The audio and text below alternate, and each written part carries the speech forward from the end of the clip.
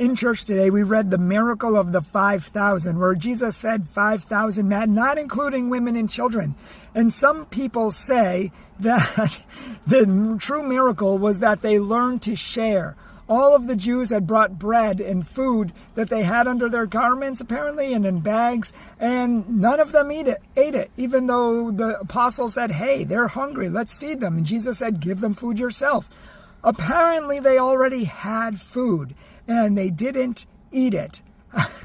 And some people, this was going around in the 80s and the 90s saying that, the miracle was that they learned to share. No, it's not.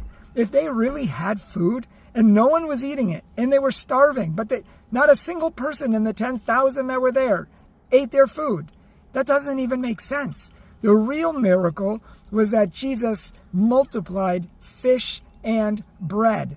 And he did so as a foreshadowing that he was going to be able to multiply himself, so to speak, in the Eucharist, that he can be all places at all times. He's God. He can do anything.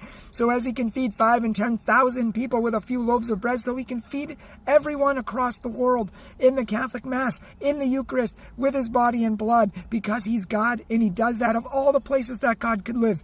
In the whole universe, he chooses to live with us in our hearts, in communion. Talk about a personal relationship. It doesn't get more personal than that, and you don't get closer to God on earth than that.